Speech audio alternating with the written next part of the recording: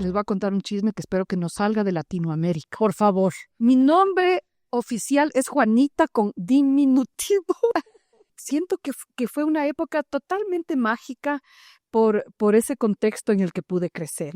Muy cercano a la naturaleza, muy vinculado a la naturaleza y además respirando como esta sensación de lo artístico en mi casa todo el tiempo, ¿no?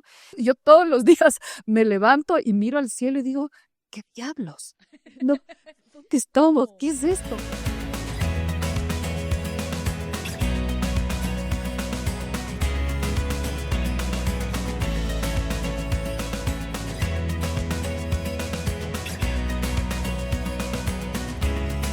Hola, hola, bienvenidas y bienvenidos a Más Bienestar Podcast. Yo soy Carla Sarmiento Dávila, terapeuta y comunicadora de bienestar y estoy muy feliz, honrada de que me des la posibilidad de compartir contigo estos minutos en donde aprendemos, nos reímos, hacemos un poco de conciencia, pero por sobre todas las cosas nos enfocamos en vivir con mayor bienestar y con más plenitud.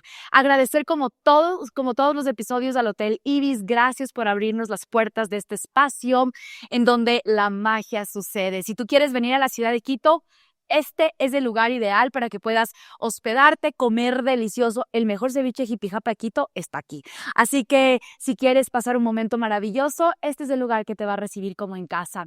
El día de hoy tengo un personaje que he venido buscando. Ustedes no se alcanzan a imaginar. Y hasta que se nos hizo, es una mujer súper ocupada que tiene una agenda llena de cosas maravillosas que hace. Así que quiero agradecer infinitamente a la vida por darme la posibilidad de compartir con ella, esta mujer que admiro, quiero tanto y que estoy segura hoy va a tocar nuestro corazón. Les voy a contar de quién se trata. Hay personas que no solamente actúan, marcan épocas. Personas que no se quedan en el escenario, sino que se vuelven parte de nuestra memoria colectiva, de nuestras risas, de nuestras historias familiares. Y hoy tengo el honor de sentarme con una de ellas, Juana Guarderas. Ella es más que una actriz, es un ícono, es machachi, es patio de comedias, es arte, es lucha cultural, es humor inteligente, es profundidad. Es la mujer que nos ha hecho reír hasta llorar y también reflexionar sin anestesia. Hoy quiero que esta conversación sea eso, divertida, honesta, profunda, un espacio para conocer a la Juana artista, pero también a la Juana mujer, a esa madre, a esa gestora, a esa chagra sobreviviente del teatro ecuatoriano. Así que un fortísimo aplauso para nuestra querida llamada Juanita Guarderas. ¡Qué hermoso! Gracias por esa introducción tan cariñosa, de verdad. Y también para mí un gusto, un placer muy grande que por fin pudimos coincidir el día de hoy, Carla. Gracias, Juana, querida. Mira que cuando yo busco los personajes a los que quiero tener en esa silla, yo siempre digo, quiero entrevistarle a la Juanita, porque Juana es un personaje que ha ido mucho más allá del teatro. Eres una mujer que se ha apropiado de la cultura de nuestro país, de luchar porque cada vez se abran más oportunidades para quienes aman las tablas.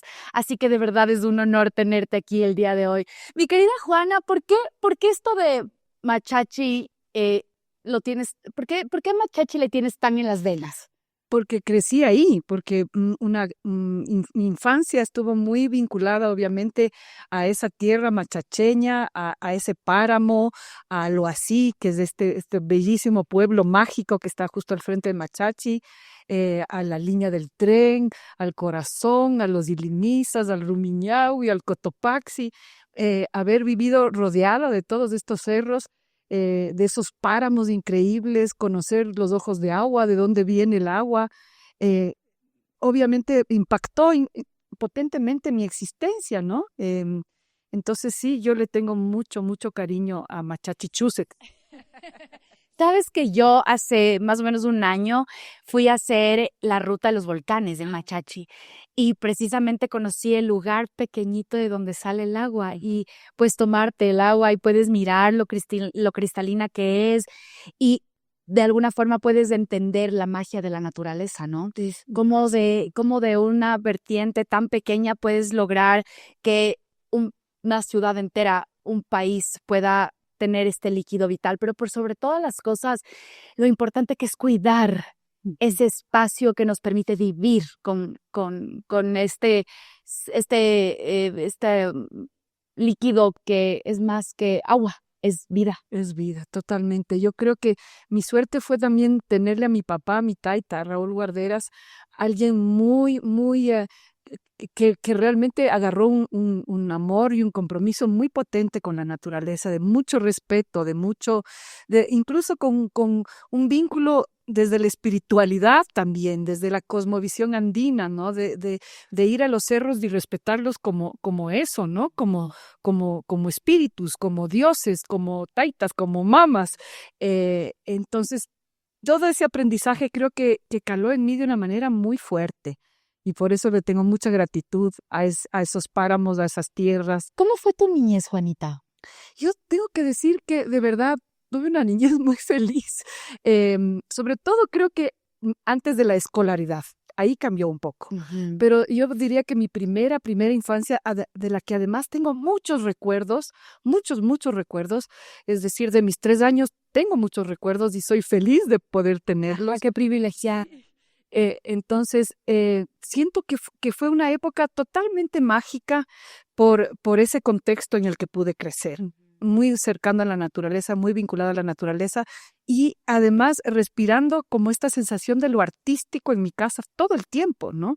Viví una infancia en la que la televisión recién apareció en nuestras vidas cuando yo tenía 7 años. Okay. Entonces tuve una infancia que era juguetear en el campo, jugar con los animales, con el lodo, con la tierra, subirse a los árboles, caminar en el pueblito que vivimos en Aluasí, salir a la calle a jugar en el parque con los niños que estaban en el pueblo. Una infancia llena de magia, llena de fantasía, que incluso a veces cuando menciono estos recuerdos que te digo de niña, se me mezclaba la realidad y la ficción, ¿no? Yo tenía por ejemplo, con mi hermana nos reíamos porque yo tenía la certeza de que yo de niña volaba. ¿Te lo creías? Yo podía volar, ajá.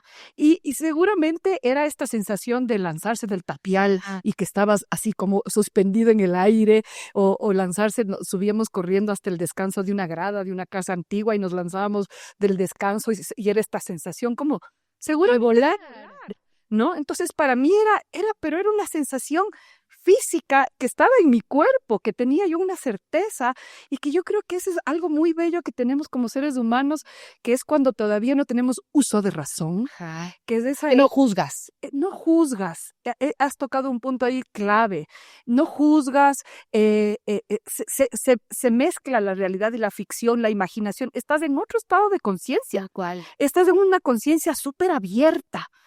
Una conciencia en la que tú has puesto el punto concreto, en la que no hay un juicio, ¿no? Un niño no es clasista, un niño no es racista, un niño no tiene fobias, al menos que hayas tenido, qué sé yo, una experiencia traumática, que enhorabuena, yo debo decir, no tuve nada grave que me haya traumado en mi infancia, por suerte. Entonces, ¡wow! O sea, yo pienso en esa infancia y digo, fue una infancia muy feliz, además en el campo, en la noche, en la familia, la chimenea.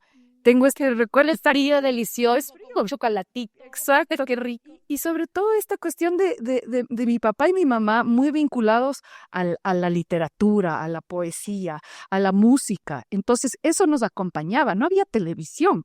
Entonces, eso nos acompañaba. Mi mamá estaba siempre, ella todavía vive, María del Carmen Albuja, y es un ser increíble.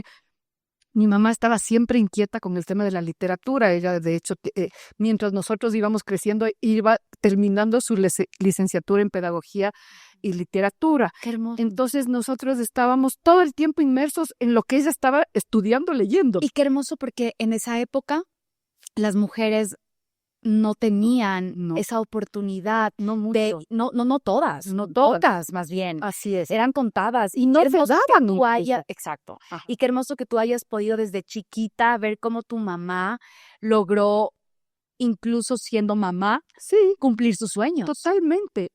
Entonces, estábamos todos imbuidos en esa inmersión que tenía mi mamá en la literatura y entonces mi mamá no era una mamá que nos leía La Caperucita Roja, ni cuentos de niños, ni Hans Christian Andersen, no. entraba en la literatura pura y dura, la Ilíada y la Odisea, el Quijote, yo qué sé, cosas fuertes. Y entonces mi papá, que no era pedagogo, pero era muy histriónico de naturaleza, entonces para darle un poco de juego a esta literatura más pesada para unos niños pequeños, entonces él actuaba. Entonces decía, mi mamá, espera.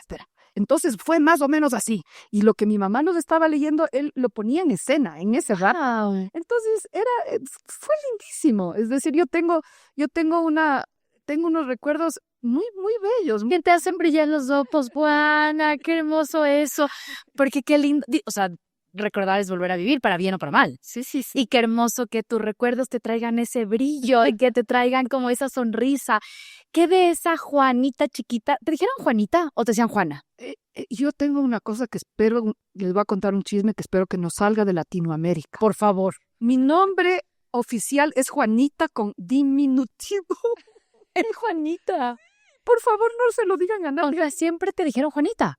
Sí, me decían Juani, Juanita, Juana también, pero yo ya más grande, ya adolescente, dije, no, qué papelón, yo no sé con diminutivo. Entonces empecé a hacer campaña para, ¿cómo te llamas? Juana, porque además Juanita es un nombre que a mí nunca me gustó, pero Juana me gustó y me identifiqué un montón. Es un nombre fuerte, Juana. Me encanta, a mí sí me gusta. Es un nombre fuerte, siento que es como un nombre que tiene poder y que no cualquiera se llama Juana, ¿viste? Porque es como un nombre que no digamos, es un nombre que no es como María.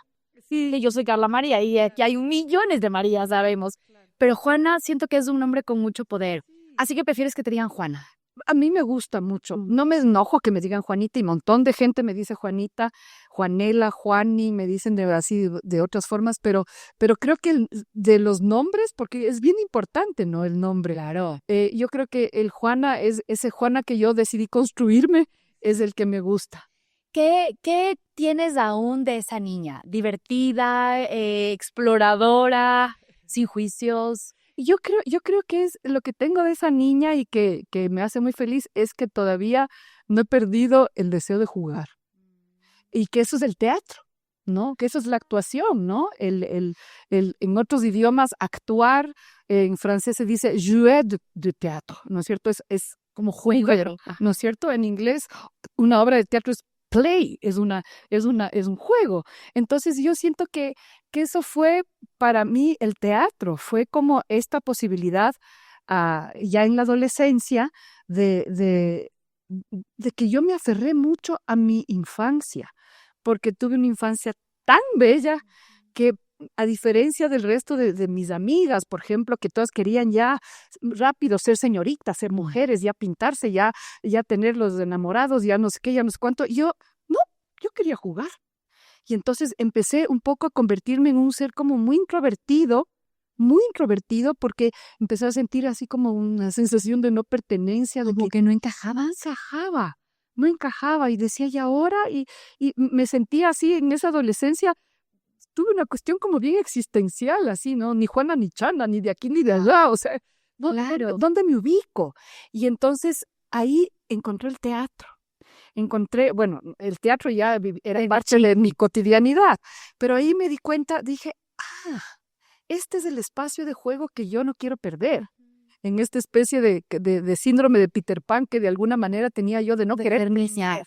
de ser niña. ¿Y cuándo tocas las tablas como tal por primera vez? A los 17 años. A los 17 años, justamente ya se había fundado el Patio de Comedias cuando yo tenía 16 años. Lo fundaron mi padre, Raúl Guarderas, y mi madre, María del Carmen Albuja, y yo asistía a los ensayos de teatro, pero yo era todavía esta niña tímida, así como te digo, así un poco entre tímida, entre edad del burro, entre así como ¿no? Pero se entra. Pues, ¿no?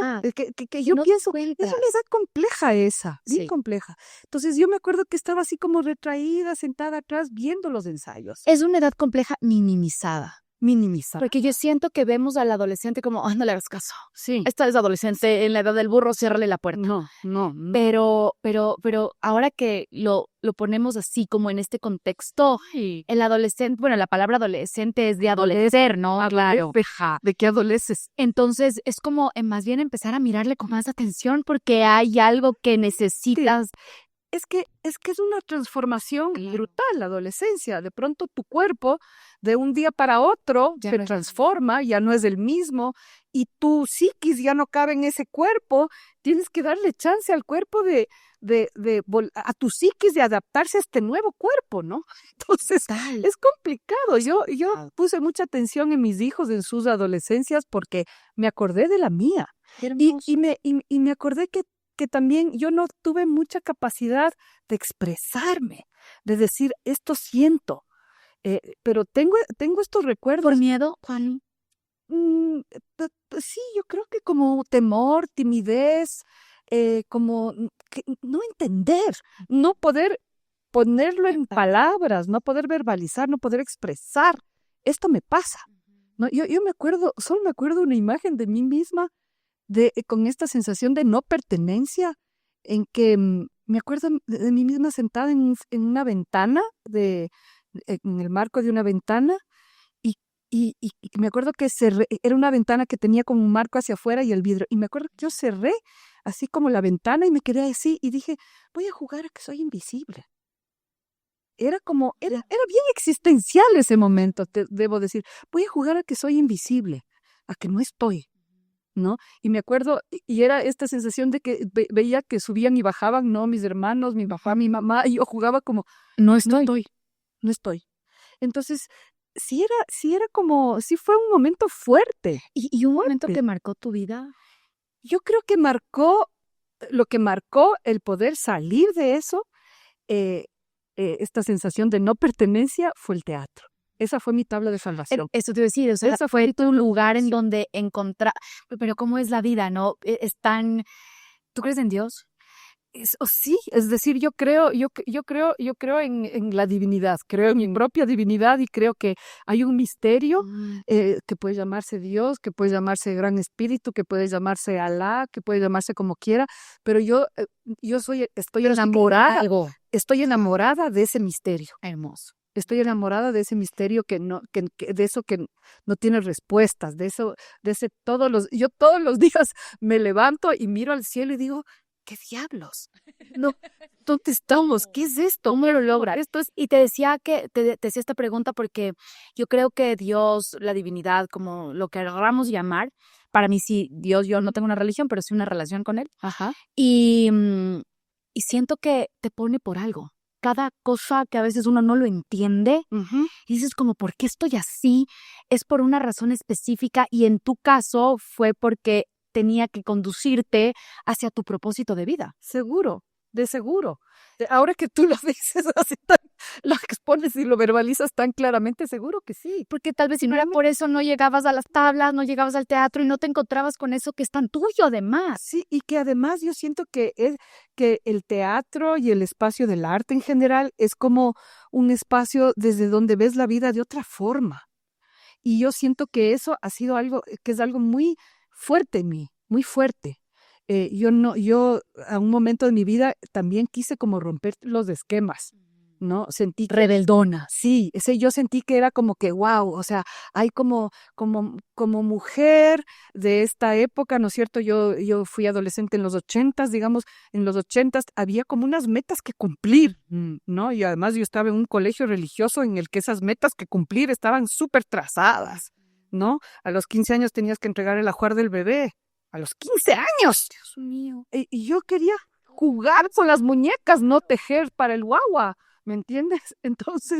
Entonces fue como esto de que, wow, a los 18 salgo del colegio y hay que casarse. O sea, yo tuve un altísimo porcentaje de mis compañeras que efectivamente se casaron. Y yo decía, yo no quiero eso para mi vida, yo quiero otras cosas, yo quiero explorar, conocer, viajar, moverme. No quiero cumplir esas metas que estaban trazadas para esa generación a la que yo pertenecí, ¿no? Entonces dije, no, yo no quiero eso. Entonces siento que esa no pertenencia, tuvo, de alguna forma se ha mantenido, pero ahora yo vivo con esta cuestión de no pertenecer, o sea, de ser capaz de observar el mundo y de ver la humanidad y decir qué turro esto, otro, qué feo esto, pero también reconocer las cosas bellas, obviamente, pero también haberle quitado el cuerpo a esas cosas con las que yo no comulgo, ¿no? Hay muchas cosas del sistema con las que yo no comulgo. ¿Y has sabido poner límites? ¿Has sabido decir no? ¿No te ha costado decir no? No me ha costado decir no, no me ha costado. Me ha costado a veces que me entiendan mis decisiones, ¿no? En mi propio ámbito personal, familiar, con mi propia mamá. Porque yo creo que también otra de las cosas que nos enseñaron o nos impusieron, no sé si nos enseñaron o nos impusieron, pero otra de las cosas que estaban como muy marcadas es no digas no, porque está mal. O sea, Claro. no, tienes que ser buena. O Sí, es verdad. tienes que como que ir por por donde el camino de donde todas van. Y de alguna forma eso te lleva a hacer cosas que no quieres hacer contigo. Sí, yo creo que sí pasé también por eso, ¿no? Por esas cosas, por esa cuestión de tratar de ser bonita, ¿no? Y luego simplemente lo que fui entendiendo es como, y creo que algo que me ayudó un montón para eso es que yo empecé a viajar sola, muy pelada, coger una mochila e irme y viajar sola. Y eso me ayudó a mí un montón para entenderme, para conocerme y como para saber qué quería yo, cuál era, tratar de estar en contacto con esa esencia mía para no traicionarme a mí misma. Eso es lo que he tratado en mi vida. No traicionarme. Qué hermoso eso, porque no, dejaste que la Juana se mantuviera intacta. Y claro, nos rompemos, nos transformamos, evolucionamos, Sí. pero con tu esencia. Sí. Esa mujer que tiene claro hacia dónde quiere ir, independientemente de lo que el mundo le esté poniendo al frente. Tú nos decías que a los 17 tocas las tablas por primera vez gracias a que tus padres abren el teatro de el patio de comedias, y sin querer queriendo fue el lugar por el que tú ha sido mi trinchera. Pues. Y siento que el patio de comedias es igual Juana Guardera.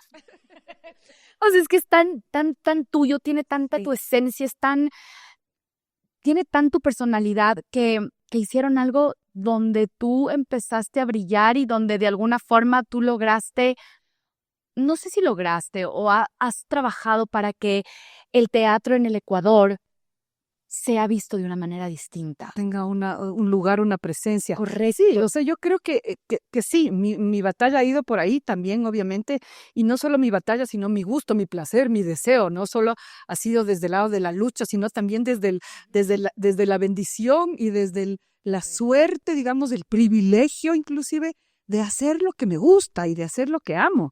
Entonces, y bueno, no he estado sola, obviamente, ha sido un trabajo compartido con un montón de compañeros, colegas, sobre todo más mujeres que hombres, en los que nos hemos sumergido en este universo que a mí me encanta. Me encanta también. Vamos a hacer una pausa deliciosa, mi querida Juana, porque primero te voy a hacer una pregunta. Tú sabes que las corazonadas, el instinto, está como relacionado con la red neuronal que existe en nuestro sistema digestivo. Eso me he ido enterando bastante en este último tiempo, ¿no? Que el esófago es como, no es el esófago, el estómago, perdón. El estómago es otro cerebro, ¿no? Correcto, en donde se alojan nuestras emociones, está súper conectado con nuestro corazón, y es sorprendente cómo el desconocimiento puede hacer que no le prestemos atención. Yo hoy te voy a hacer probar un productazo que yo soy súper fan, y soy súper fan desde la pandemia. Desde la pandemia yo aprendí a hacer kéfir, pero el kéfir es como un poco avinagrado, ¿no es cierto? Yes. Como un poco ácido. Y cuando me contaron que había kéfir de Regeneris, dije como, ¿qué? Un yogur delicioso que sepa bien y que lo pueda tomar todo el día. Dije, wow, lo quiero. Así que te quiero hacer probar hoy porque sé que también eres fan del kéfir. Soy fan del kéfir, digamos, los tengo en mi casa, los activo cada vez que puedo porque viajo bastante, pero los tengo en mi casa y efectivamente es un sabor yo siento que es maravilloso para Sin mi duda. estómago, maravilloso. Es un sabor particular, pero como a mí me gustan sabores particulares, yo a veces le asimilo que es como comerte un queso de cabra, Sí. no como un sabor un poco así, pero a mí me encanta. Y sorprendentemente hace cosas maravillosas en tu cuerpo. Mm. O sea, tiene esas bacterias, ayudan muchísimo a tu piel, a tu cerebro, a tu sistema digestivo. Así que te voy a hacer probar uno. Por favor. ¿Quieres frutos rojos, vainilla o natural? A ver, yo quiero probar el vainilla. Me encanta. Yo también voy a tomar vainilla contigo el día de hoy, así que este es tuyo. Ya está abierto para que lo podamos. Vamos a brindar por el gusto de tenerte aquí, mi querida Juana. Querida salud. ¡Qué rico! A ver, quiero que lo pruebes. Tú que eres fan del kéfir, quiero que lo pruebes. Mientras tú lo pruebas, yo les cuento. Soy cultura kéfir. Kéfir de Regeneris es suave, sin lactosa y tiene 11 cepas de probióticos, lo que significa que no es solo un tipo de bacteria trabajando, sino un equipo completo. Unas ayudan a la digestión, otras a tus defensas, otras a tu energía y otras a tu equilibrio emocional. Está delicioso. Es delicioso. ¿Verdad? Riquísimo. De verdad, sabes que tengo un poco de dificultad a veces que a mis hijos les guste el kéfir. Pero entonces les voy a hacer probar esto. Por favor, kéfir de Regeneris lo encuentran frutos rojos, vainilla, está delicioso, Perfecto. y también natural. Y lo puedes encontrar en todos los supermercados a nivel nacional. Así que ya lo sabes, kéfir de Regeneris en una botellita, lo más simple, no tienes que hacer mucho. Así es. Basta con esto. Está buenísimo. Y volviendo a nuestra conversación, mi querida Juana querida, Rafael, ¿qué ha sido lo más retador de hacer teatro en el Ecuador? A ver, yo creo que una de las batallas así para mí contundentes, ha sido el mismo sostenimiento del espacio, ¿no? Tener un espacio, ¿sí que le pongo? Sí, perfecto. Un espacio independiente como es el espacio del Patio de Comedias, en el que tiene que sostenerse, hay que hacerlo sostenible. ¿Cómo lo haces? ¿Cómo lo haces para que funcione? Y sí, el público, yo le agradezco, aprovecho además de esta cámara y este espacio para agradecer siempre al público que ha acudido en estos 45 años de historia, de los cuales los primeros 10 fue mi madre quien estuvo a cargo de la parte de la gestión de la sala y los últimos 35 soy yo quien estoy a cargo de la gestión. Entonces le agradezco al público porque el público ha sido un cómplice importantísimo para que este espacio esté y se sostenga. Pero también nos hemos tenido que inventar otras cosas, otras actividades, otros procesos que también han sido muy enriquecedores para mí desde ese lado. Es como, por ejemplo, vincular mi trabajo teatral escénico a distintas propuestas y proyectos sociales, ¿no es cierto?, con instituciones públicas, privadas, con ONGs, hacer grandes proyectos de diversa índole, trabajar procesos que tengan que ver con derechos sexuales, con temas de violencia de género, con temas del medio ambiente, con el tema de las discapacidades también, que he trabajado bastante. Entonces, ha sido bien interesante, aparte de eso, hacer estos proyectos que han ayudado también al sostenimiento del espacio, ¿no? Porque de cada proyecto que hemos podido trabajar y hemos podido ganar fondos, siempre destinamos un fondo al que le llamamos el fortalecimiento institucional. Claro, que es necesario. Sí, que es poder continuar sosteniendo el espacio en las épocas complejas, incluso la misma pandemia. Entonces, esa parte ha sido compleja y también ha sido un poco duro, siento yo, el tema de la falta de política cultural. Es decir, eso ha sido muy duro porque es como que aún no hay. Es decir, Del todo. No es del todo. Y además que hemos involucionado en vez de evolucionado, hemos ido para atrás. Hay una ley de cultura, que tanto se cumple, que tanto no se cumple, es pues muy relativo. El tema del fomento cultural sigue siendo dependiendo de la buena voluntad de quien está en el mando. Teníamos un Ministerio de Cultura, ya no tenemos, ¿no es cierto? Ahorita está fusionado con el Ministerio de Educación. Ojalá, tal vez de esta fusión pueda haber algún resultado interesante en términos de que la cultura debería estar totalmente alineada con la educación, en términos de que la cultura y el arte deberían ser ejes transversales de la educación desde la primera infancia. Ojalá eso pueda ser Porque la cultura es identidad. totalmente, es lo que somos. Es lo que somos, y yo creo que por eso es tan importante, y yo siento que todavía en las autoridades, los políticos, no ven la dimensión y el valor de la cultura en todas las instancias, ¿no es cierto? Porque, es como que fuera un adornito, ya, bueno, entonces como... Hagámosles felices a unos cuantos. Sí, pongamos este florero, quitamos el florero, no pasa nada si el florero está o no está. Y sí pasa mucho, no es un florero, la cultura no es un adorno.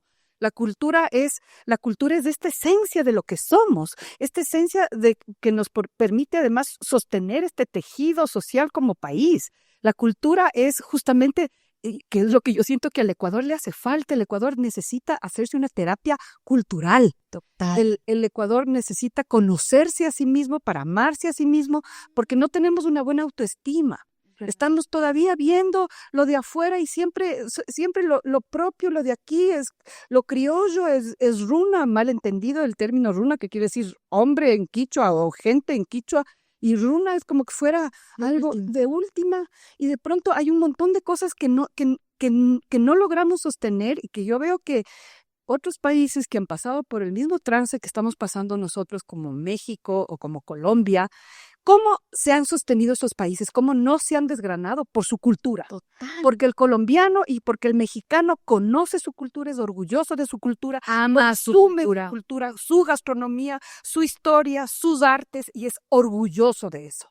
Nosotros, los ecuatorianos, por Dios, tenemos que hacer una terapia cultural. Total, es tan cierto. Sabes, hace poco hablaba con una gran speaker, conferencista, y ella me decía, que también ha estado en este podcast, y ella me decía, Carla, mira, para que me contraten aquí, yo tuve que salir.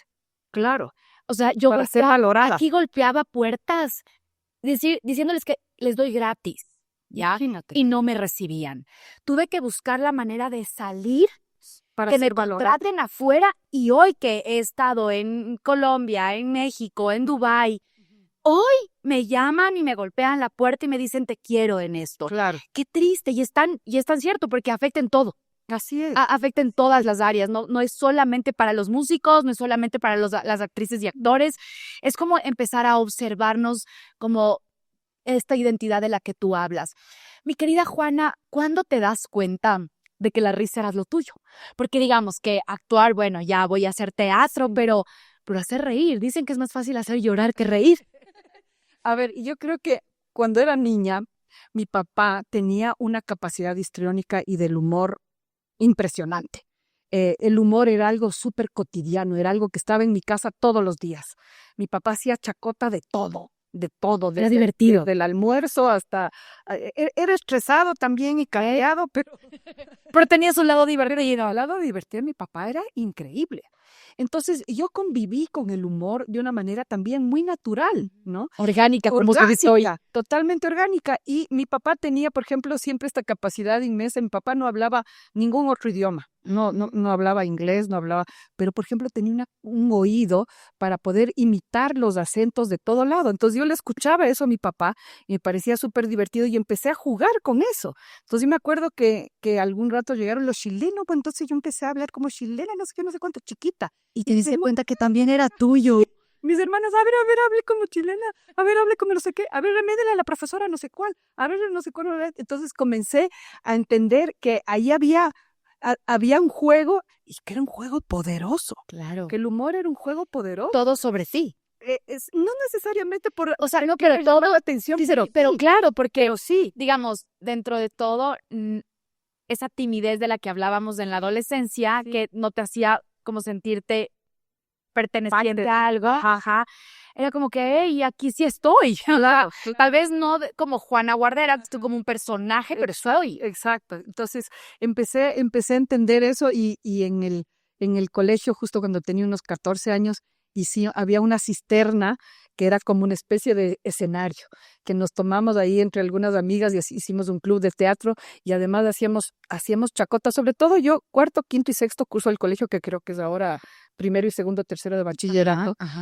Pasé muy divertida porque nos divertimos un montón, porque éramos un grupo, las de sociales, un grupo que teníamos como bien esta cuestión de medio romper los esquemas.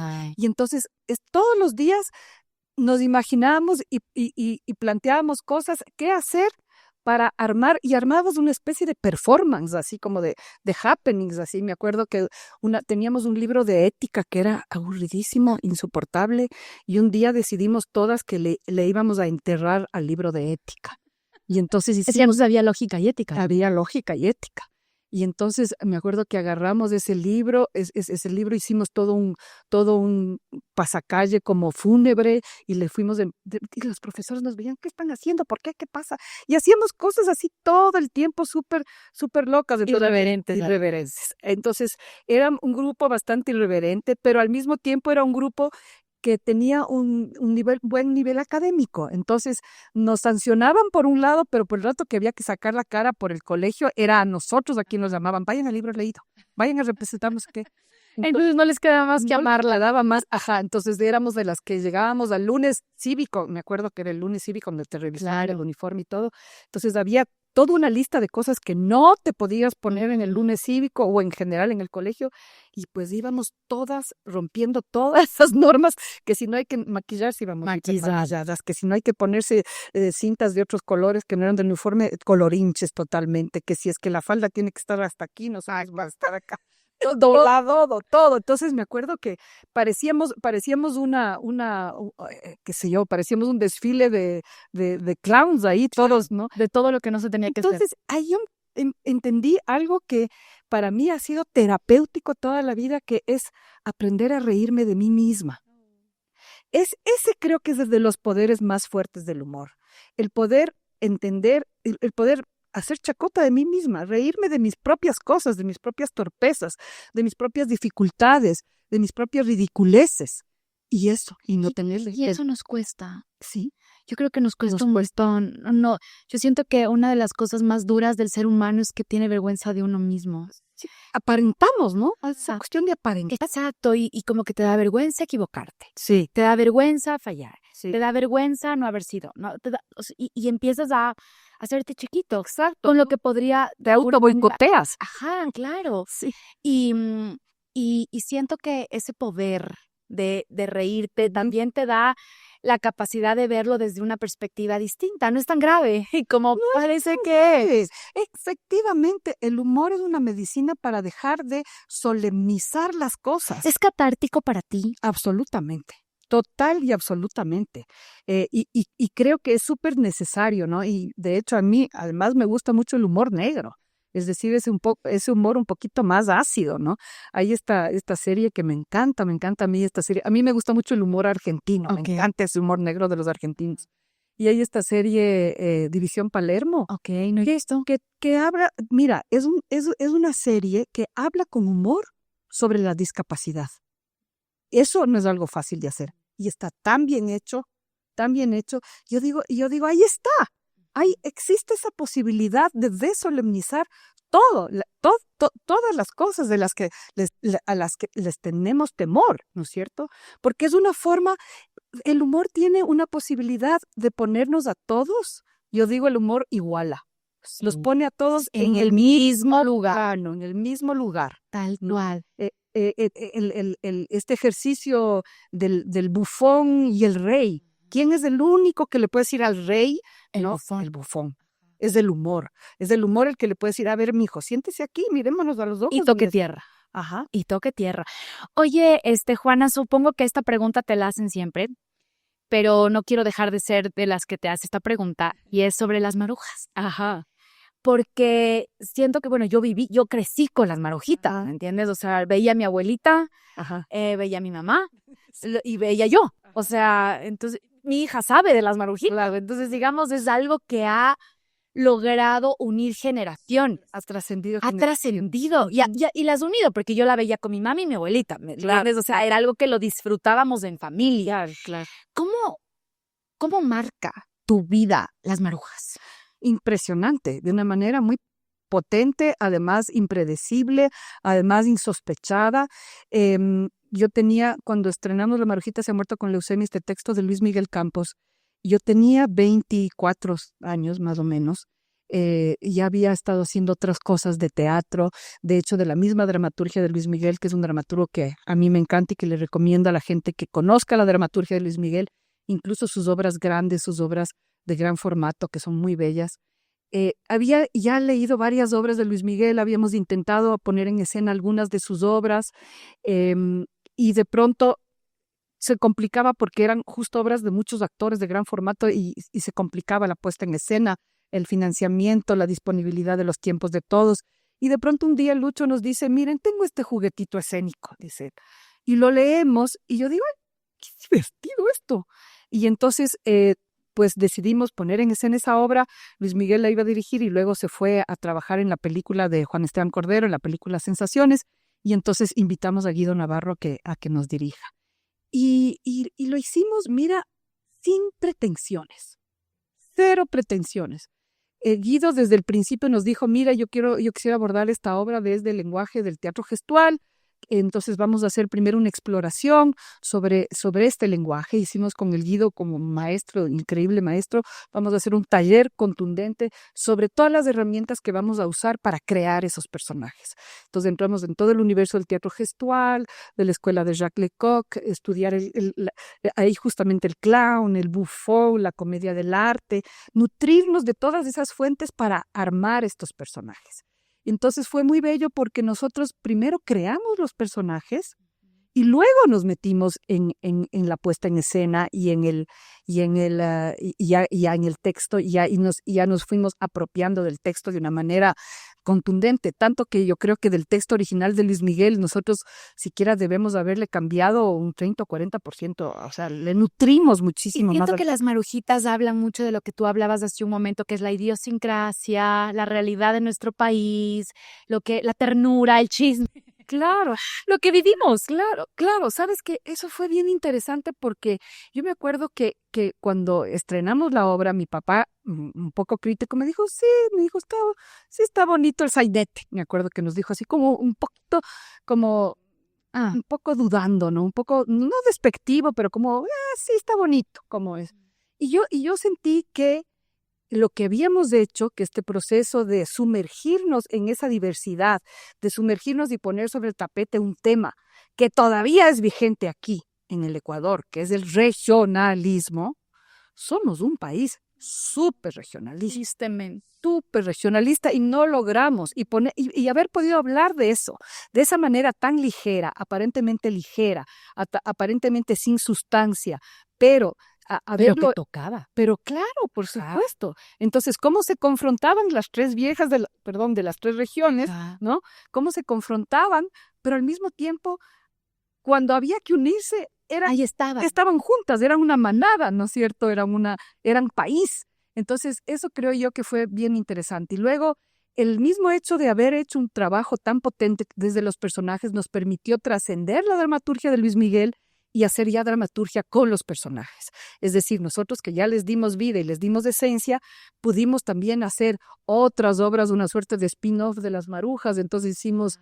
Y lo llevaron a la televisión. Llevamos a la televisión, hicimos especiales con Las Marujas en el Carnaval de Río, hicimos un especial en Nueva York. Las marujitas han sido imagen de marcas, o sea, de montones de realmente fue algo, campañas cívicas muy que te cambió. Sí, totalmente. Entonces, ¿qué te dejó y qué te quitó ese personaje? No me deja, todavía no me deja. Digamos, ¿pero qué dejó en tu vida? ¿Qué dejó en mi vida? ¿O qué ha dejado en tu vida? Yo siento que doña Abrilia Romero es como una especie de alter ego para mí. Es una persona que es un personaje, es un ser que tiene tal vida propia que muchas veces en mi propia cotidianidad se aparece y me comenta algo.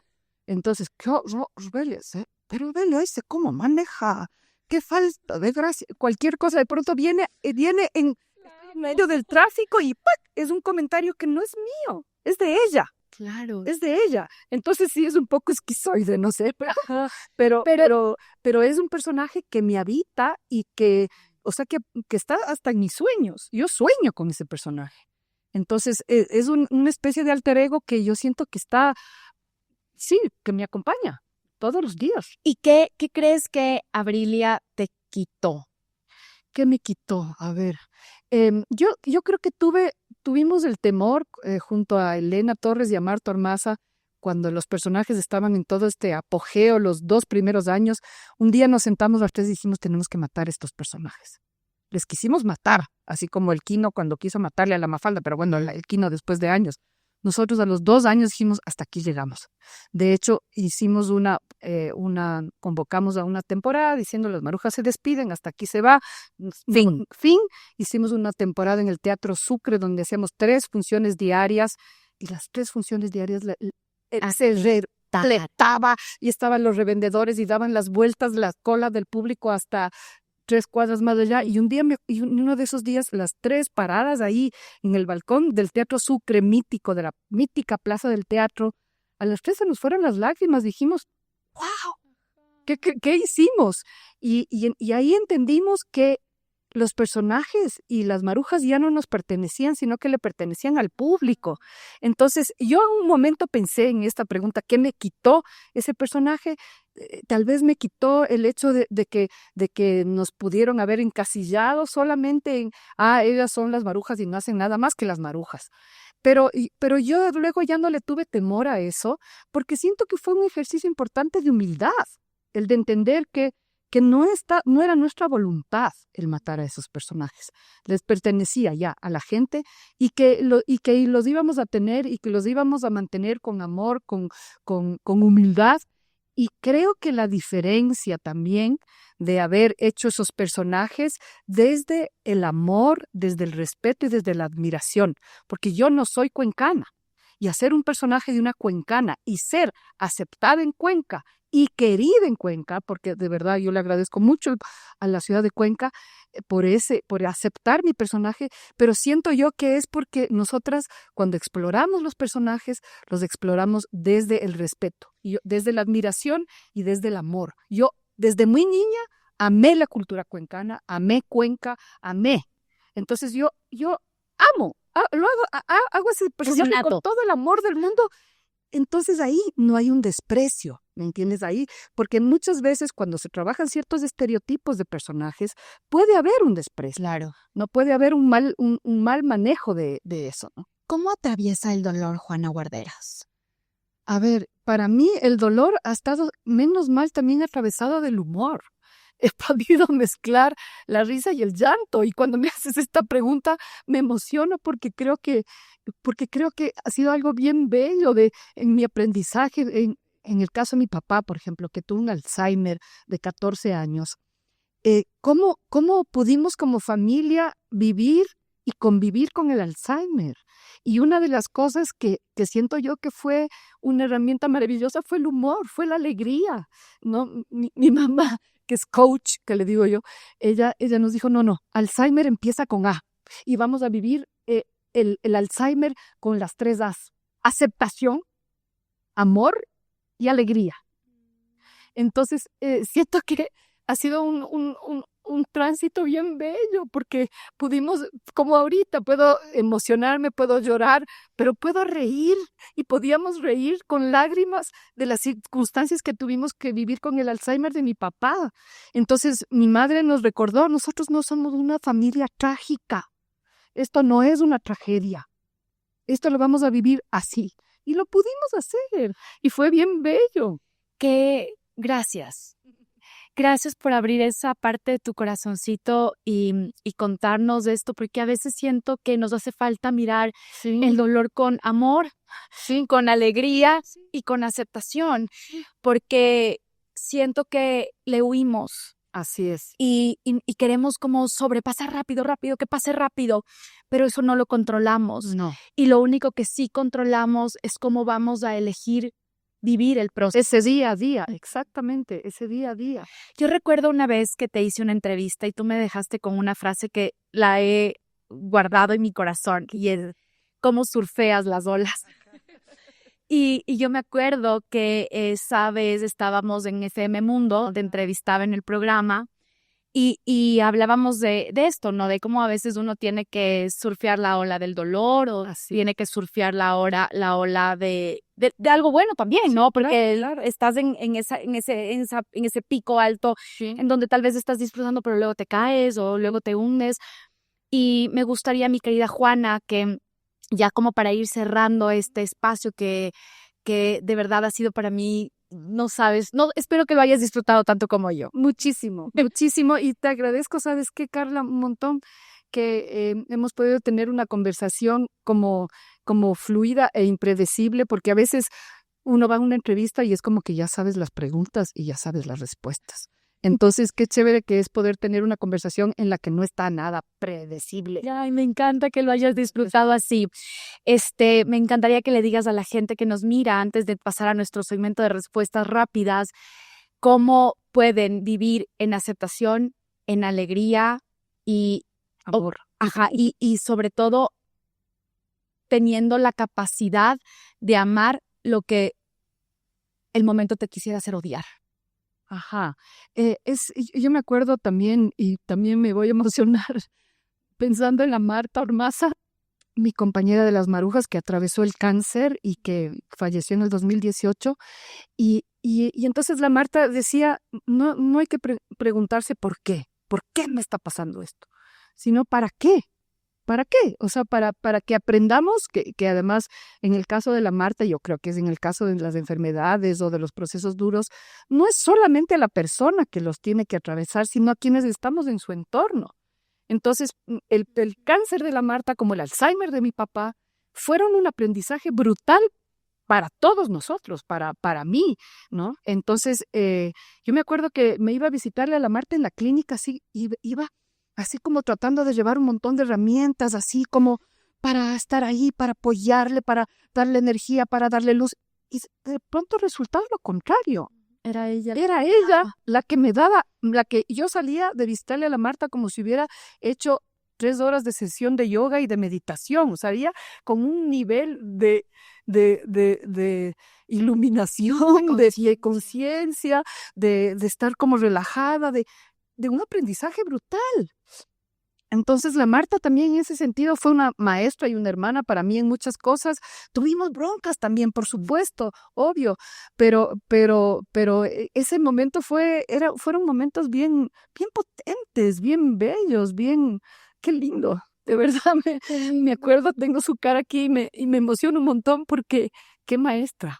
Ahí están.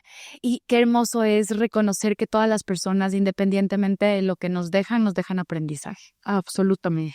Y uno tiene que quedarse con eso. Así es. Porque como tú dices, a veces nos bronqueamos, otras nos reímos, a veces trabajamos, otras lloramos, nos amamos, pero todo nos deja una mejor versión. Sí, sí, y mira, eso fue en esto de las Marujas que tú dices, también para mí fue como un aprendizaje de una construcción. Yo siento que mi relación con Marta y con Elena ha sido una construcción importante y muy importante para mí en mi vida. No sé qué tanto para esto, pero me imagino que sí, pero para mí una construcción bien bella y bien importante y con dificultades y con cosas graves, duras, pero siempre estaba el amor a lo que hacíamos y el humor, el humor y el amor.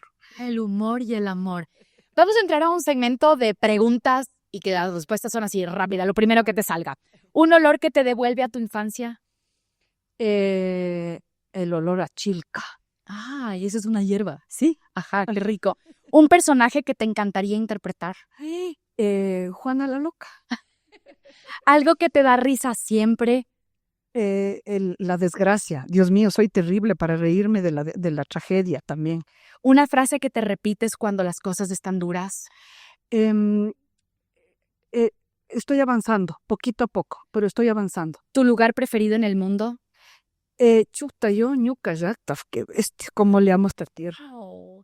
¿Un ritual antes de salir a escena? Yo tengo el ritual de asomarme a echarle un ojo al público. Me gusta verle al público. Es como que voy a ver así por detrás del telón qué toro me toca torear. Entonces me gusta verles un ratito así, a ver quién está, en qué onda vienen, es público familiar, son adultos, son más bien jóvenes, ¿no? Sí, es para... ¿Sientes su energía? Por supuesto, es una de las cosas esenciales del teatro y lo que le diferencia de pronto del audiovisual, es un intercambio energético potentísimo. ¿Un sueño que tienes pendiente? Yo quiero ya mismo irme a volver a vivir en el campo. ¿Una palabra que te define el día de hoy? uy, un poco acelerada, pero en general yo sí siento que soy privilegiada porque hago lo que me gusta. Ay, Juana, gracias, gracias, gracias, gracias por esta entrevista tan rica, por darnos la posibilidad de conocerte un poco más. Yo vuelvo a repetirte, te admiro, te quiero con mi corazón. Eres una mujer que cuando yo veo, digo, qué hermosa energía tiene, primero, porque tienes una energía súper linda, y segundo, amo que hayas abierto camino para otras mujeres. Y Gracias. hoy, después de conversar contigo, me doy cuenta que también le agradezco a tu mamá, Sí, porque gracias a tu mamá, sí. también esa mujer que cuando todas las mujeres no tenían esa solo idea de ir a estudiar, de licenciarte en algo, Ujú. ella también abrió camino para nosotras. Así que gracias a ti, gracias a tu mamá. Totalmente. Y gracias por eso que haces con tanto amor que se nota clarito. Gracias, Carla, qué chévere, de verdad. Gracias, yo también he disfrutado un montón de este espacio, de este lugar, de esta energía y me voy también súper contenta. ¿Un mensaje que le quieras dar a la gente que nos mira? Muchísimas gracias, conéctense siempre a estas posibilidades de escuchar, de conversarnos y también de seguir intercambiando. Aquí estamos. Gracias, mi querida Juana, y gracias a ustedes. Recuerden que este espacio no crece sin ustedes, así que suscríbanse, compartan, comenten, pero por sobre todo quédense con un mensajito, porque si ustedes logran con esto instaurar algo potente en su corazón, nosotras hemos hecho nuestro trabajo. Así que gracias por estar aquí, que tengan un hermoso resto de día, no importa si lo estás viendo en la mañana, en la tarde o en la noche. Recuerda que siempre puedes elegir ser tu mejor versión. Soy Carla Sarmiento Dávila y esto es Más Bienestar Podcast. Chau, chau.